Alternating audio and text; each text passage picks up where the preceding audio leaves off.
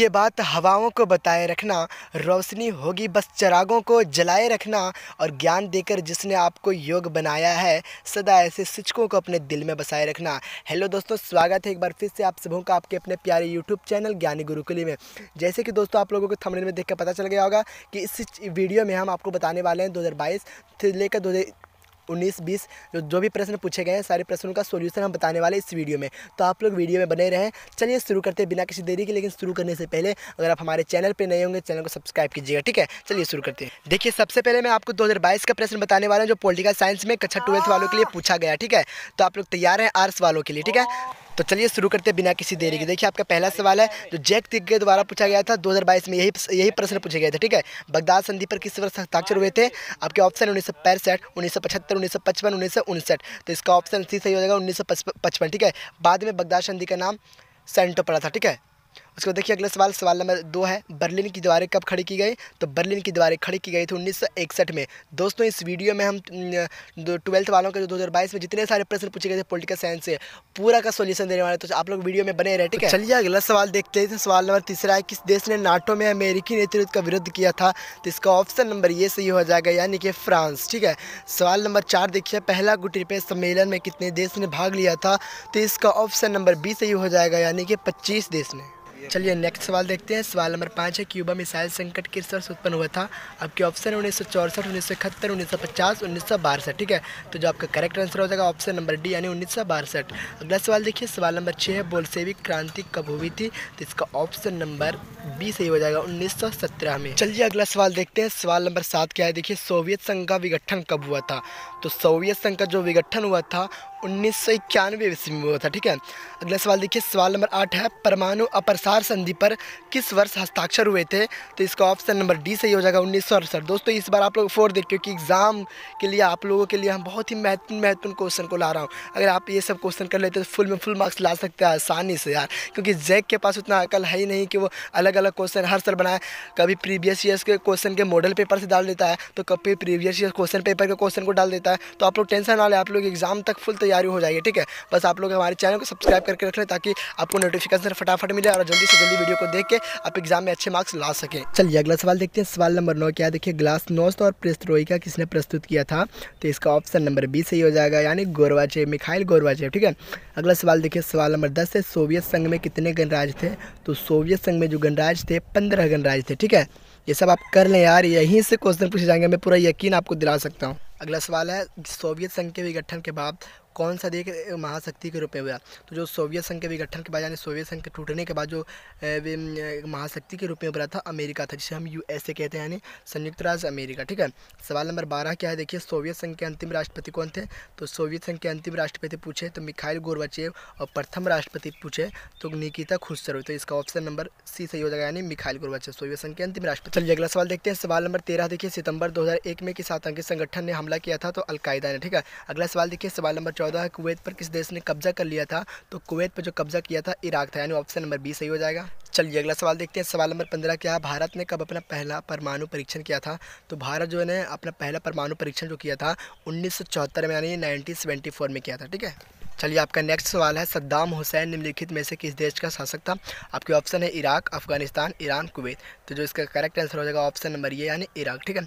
अगला सवाल देखिए, सवाल नंबर 17 है, विश्व इंटरनेट की सुविधा किस देश की देन है? जो हम लोग इंटरनेट यूज़ करते हैं वो किस देश की देन है? तो इसका ऑप्शन नंबर बी सही हो जाएगा, यानी कि अमेरिका। चलिए नेक्स्ट सवाल देखते हैं। सवाल नंबर 18 क्या है? विश्व का कौन सा राष्ट्र अपने बजट का एक बड़ा हिस्सा रक्षा अनुसंधान और विकास के मद में खर्च करता है? तो इसका ऑप्शन नंबर डी सही हो जाएगा, अमेरिका, ठीक है। बहुत ही बड़ा बजट जो खर्च करता है रक्षा अनुसंधान और विकास के मद में, बहुत खर्च करता है ये अमेरिका, ठीक है। भारत से कई गुना ज़्यादा, ब्रिटेन से भी ज़्यादा, चीन से भी ज़्यादा, ठीक है। यानी सभी देशों की तुलना में सबसे ज़्यादा अमेरिका करता है खर्चा, ठीक है। तो आप इसे कर लें, ये बहुत ही इंपॉर्टेंट क्वेश्चन है। चलिए नेक्स्ट सवाल देखते हैं। थोड़ा इधर शोर आ रहा होगा क्योंकि हमारे घर के बगल में जो ना गाना वगैरह बज रहा है तो शोर आता होगा, ठीक है। चलिए सवाल देखते हैं। निम्न में से कौन देश सोवियत संघ के गणराज्य थे? तो इनमें से जो ना, इनमें से सभी हो जाएगा, ठीक है। अगला सवाल देखिए, सवाल नंबर 20 है, यूरोपीय संघ की स्थापना कब हुई? तो इसका ऑप्शन नंबर सी सही हो जाएगा। चलिए नेक्स्ट सवाल देखते हैं, सवाल नंबर 21। दोस्तों अगर हमसे कोई चीज़ बताने में गलती हो जाए, क्योंकि गलती तो एक इंसान से ही होती है, अगर गलती हो जाए तो आप कमेंट में कर दें, आपके कमेंट को पिन कर दिया जाएगा, ठीक है। देखिए सवाल है, सवाल नंबर 21, निम्नलिखित में से कौन आसियान का सदस्य है? तो आसियान का सदस्य इनमें से कौन है? तो इसका ऑप्शन नंबर बी सही हो जाएगा, यानी कि इंडोनेशिया। चलिए अगला सवाल देखते हैं, सवाल नंबर 22 है, साम्यवादी चीन का उदय कब हुआ? तो साम्यवादी चीन का उदय 1989 में हुआ था, ठीक है। अगला सवाल यानी सवाल नंबर 23 क्या है, आसियान का गठन कब हुआ था? तो आसियान का गठन 1967 में हुआ था। आप लोग याद रखिएगा, भूलिएगा नहीं मेरे भाई। चलिए अगला सवाल देखते हैं, सवाल नंबर 25 क्या है, भारत का सबसे पहले प्रधानमंत्री कौन थे? तो आपका ऑप्शन नंबर बी सही हो जाएगा, सरदार वल्लभ भाई पटेल। ये सारे सिंपल क्वेश्चन पूछ के आप लोग को उलझाने की कोशिश करेंगे, परंतु आप अगर इस क्वेश्चन को करके जाएंगे तो उलझेंगे नहीं, ठीक है। अगला सवाल देखिए, सवाल नंबर 26 है, स्वतंत्रता के बाद भारत के संघ में मिलने वाली अंतिम राष्ट्रीय संघ कौन सी थी? तो इसका ऑप्शन नंबर बी सही हो जाएगा, जूनागढ़। चलिए अगला सवाल देखते हैं, सवाल नंबर 27 क्या है, देखिए राज्य पुनर्गठन आयोग कब हुआ था? तो आपका ऑप्शन ये सही हो जाएगा, 1853 ईस्वी में, ठीक है। सवाल नंबर 28 क्या है, देख लीजिए भैया, 1857 से 1967 तक किस पार्टी का वर्चस्व रहा था? तो आप लोग जबान में बैठा लीजिए, दिमाग में बैठा लीजिए कि कांग्रेस का वर्चस्व जो रहा था 1857 से 1967 तक रहा था। तो ये सब क्वेश्चन सिंपल क्वेश्चन पूछा था, और इसी टाइप के क्वेश्चन इस बार भी पूछने वाला है। अगर आप यहाँ से क्वेश्चन कर लेते हैं तो हम पक्का आपको विश्वास दिला सकते हैं कि यहाँ अगर 40 क्वेश्चन को हम बताते हैं तो इसमें से 20 क्वेश्चन वहाँ पे मिल सकते हैं आपके, ठीक है। तो आप लोग टेंशन ना लें, आप लोगों के एग्जाम तक फुल तैयारी चलेगी।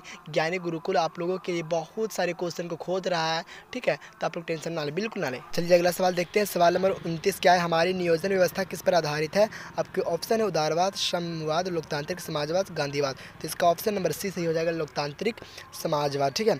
अगला सवाल है, सवाल नंबर 30, देखिए योजना आयोग को समाप्त कर कौन सा आयोग बना था? तो योजना आयोग को जो समाप्त कर बनाया था नीति आयोग, ठीक है। तो आप लोग कंफ्यूज ना हो, ठीक है। अगर हमसे कोई आंसर गलती हो जाता है तो आप लोग कमेंट करें, ठीक है। ज़्यादा शोर ना मचाएं, आपके कमेंट को पिन कर दिया जाएगा, ठीक है। आप लोग टेंशन ना लें। चलिए अगला सवाल देखते हैं, सवाल नंबर 31 क्या है, संविधान की किस अनुसूची में भारत की 22 भाषाओं का उल्लेख है? तो ये आपने छठा क्लास में पढ़ा होगा, 7वां पढ़ा होगा, 8वां, 9वां, 10वां, 11वां, यानी 5-6 साल आपने पढ़ा कि 8वीं अनुसूची में 22 भाषाओं का उल्लेख है, ठीक है। अगला सवाल देखिए, सवाल नंबर 32 क्या है, दूसरा पंचवर्षीय योजना किसके द्वारा तैयार किया गया था? तो दूसरा पंचवर्षीय योजना जो है पीसी महालनोबिस के द्वारा तैयार किया गया, यानी ऑप्शन नंबर सी सही हो जाएगा, ठीक है, पीसी महालनोबिस। चलिए अगला सवाल देखते हैं, सवाल नंबर 33 क्या है, किस पंचवर्षीय योजना में गरीबी हटाओ को प्राथमिकता दी गई है? तो इसका option number option number D सही हो जाएगा, 5वीं योजना 1974 से 1979, ठीक है। अगला सवाल, सवाल नंबर 34 है, कामराज योजना किस वर्ष प्रस्तावित की गई थी? दोस्तों इसका आंसर आपको कमेंट करना है, क्योंकि यह क्वेश्चन बार बार रिपीट हो रहा है। कामराज योजना किस वर्ष प्रस्तावित की? अगर आप पॉलिटिकल पढ़ रहे हो तो पॉलिटिकल बारे में कुछ तो ज्ञान होना ही चाहिए। तो अगर आपने पढ़ा होगा शर्मा गैस से, क्वेश्चन बैंक से, ठीक है, और ऑब्जेक्टिव बुक से पढ़ा होगा तो आपको जरूर इसके बारे में नॉलेज होगा। आप कमेंट करके बताइए, देखते हैं आप लोग पढ़ रहे हैं या सिर्फ नाटक। चलिए अगला सवाल देखते हैं, सवाल नंबर 35 क्या है, स्वतंत्र भारत के प्रथम शिक्षा मंत्री कौन थे? तो प्रथम शिक्षा मंत्री कौन थे? आपका ऑप्शन नंबर बी सही हो जाएगा, मौलाना आज़ाद, ठीक है। अगला सवाल, सवाल नंबर 36 क्या है, देखिए पंचशील समझौता पर हस्ताक्षर किन दो देशों के बीच हुआ था? तो आपका करेक्ट आंसर हो जाएगा ऑप्शन नंबर डी, है भारत और चीन के बीच, ठीक है। आप लोग टेंशन ना ले, आप लोगों के एग्जाम तक फुल तैयारी चलेगी। चलिए अगला सवाल है, भारत के प्रथम गैर कांग्रेसी प्रधानमंत्री कौन थे? तो आपका ऑप्शन नंबर ये सही हो जाएगा, मोरारजी देसाई, ठीक है। आप लोग इसे कर लें, आप लोग के एग्जाम में यहीं से क्वेश्चन आएंगे मेरे भाई। सवाल नंबर 38 देखिए, किस भाषा के आधार पर 1953 में आंध्र प्रदेश राज्य का गठन किया गया? तो आपका ऑप्शन नंबर सी सही हो जाएगा, तेलुगु, ठीक है। यहाँ से आपको पता चल रहा है कि भाषा के आधार पर किस राज्य का गठन किया गया? आंध्र प्रदेश का। कब किया गया? 1953 में। और किस भाषा के आधार पर किया गया? तो आपका करेक्ट आंसर होगा। चलिए सवाल नंबर 39 देख लेते हैं, भारत में हरित क्रांति के जनक कौन है?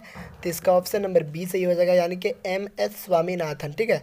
सवाल नंबर 40 क्या है, देखिए किस भारतीय राजनीतिक संगठन के रूप में जाने जाते हैं? तो इसका ऑप्शन नंबर सी सही हो जाएगा, कांग्रेस, ठीक है। तो दोस्तों इस वीडियो में हमने आपको टोटल 40 महत्वपूर्ण क्वेश्चन बताए। दोस्तों अगर आप इतना क्वेश्चन कर लेते तो आपके एग्जाम में बहुत सारे प्रश्न यहाँ से भी मिल जाएंगे, ठीक है। तो आप लोग टेंशन ना रहे, आप लोग का ऑल सब्जेक्ट है, चाहे हिंदी कोर हो, हिंदी रिलेटिव हो, इंग्लिश कोर, इंग्लिश रिलेटिव हो, हिस्ट्री हो, जियोग्राफी हो, पॉलिटिकल साइंस हो, सोशोलॉजी हो, ठीक है, इकोनॉमिक्स हो, कोई भी सब्जेक्ट हो, सारे सब्जेक्ट का सोल्यूशन मैं दे दूँगा। 10 दिन बहुत होता है मेरे भाई, अगर 10 दिन आप सही से पढ़ ले तो आप फर्स्ट डिवीजन आसानी से ला सकते हो, ठीक है। बस आप लोगों को मेहनत कड़ी होना चाहिए, ठीक है।